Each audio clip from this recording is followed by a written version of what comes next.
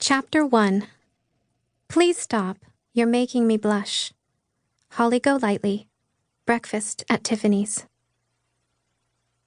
My feet dangled off the edge of the boat dock. Gentle waves lapped against the weathered wood, revealing the mussels and green moss clinging to its side. The harbor was quiet. Only a small whaler chugged along, cutting through the gray-blue water, leaving tiny whitecaps in its wake. This was my favorite time of day, early evening, when the last rays of sunlight glistened on the bay. As long as I could remember, I'd watched the sunset over this dock. I dipped my brush into the palette of paint and water beside me and touched it to the pad of pressed paper in my lap. My hand glided over the page, guiding the smooth, pointed tip, and a soft shade of blue skimmed onto the paper. From the paint to the page, I skipped the brush back and forth, the image of the bay slowly taking shape. Only a few strokes into capturing the outline of a tethered sailboat, my phone buzzed inside my pocket. Text message. Need you. Get over here now. I hopped up and grabbed my paint supplies, placing them into the large storage chest on the dock's edge, and then headed toward the house, phone in hand. The wood planks creaked under my bare feet as I quickly typed. What's wrong? Once upstairs, I pulled my blue sweater over my head, slipped on my black ballet flats, and high-fived my Breakfast at Tiffany's poster the way I always did before I flicked off the light. For me, it was the same concept as a football player slapping the team logo when heading out of the locker room and into the stadium.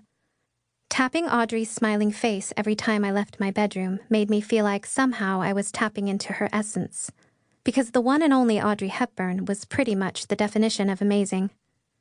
Downstairs, the back of my stepbrother's blonde head peeked out over the couch in the family room. He sat transfixed, headset attached and controller in hand, while he blasted away at some sort of Xbox creature. It had to be the ideal way for a 10-year-old boy to spend his Friday night. I messed his hair. Griffin? Yeah, he answered, not turning his head. If anyone asks, tell them I went to Jesse's, okay? I checked my phone for Jesse's response. Nothing.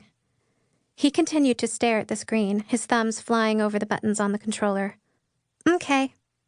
Whether or not my message would be relayed was questionable, but I stepped out onto the front porch and shut the door behind me. Jesse and I had always thought that living only a few blocks away from each other was a huge stroke of luck. But the fact that we'd been best friends since first grade was something pretty special. Now, high school meant being surrounded by legions of Newport Beach girls, with the line often blurring between friends and enemies.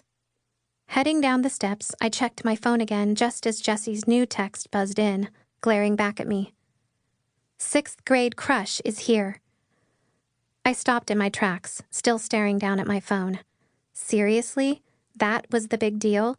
Mark Mason, Jesse's middle school obsession, was the reason why I ditched such a gorgeous sunset? I looked over my shoulder as I contemplated going back to the dock.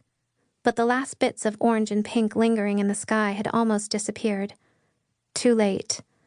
Slowly, I started toward Jesse's again, remembering how she used to drive me crazy with Mark Mason this and Mark Mason that. What was Mark doing over there anyway?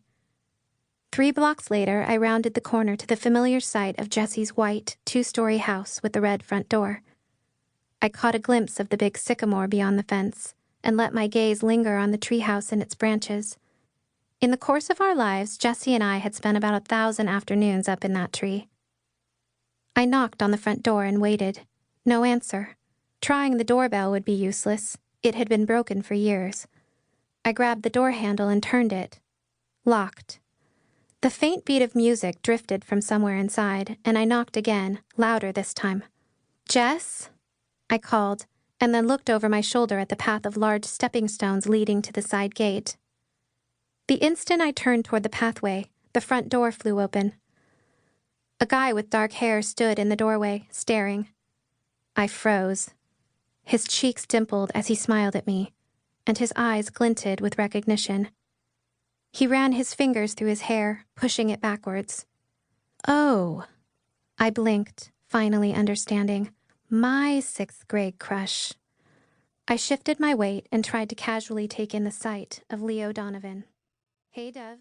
to keep listening to this audiobook. I've left you a link in the description so you can do it, at no cost thanks to Audible's 30-day free trial.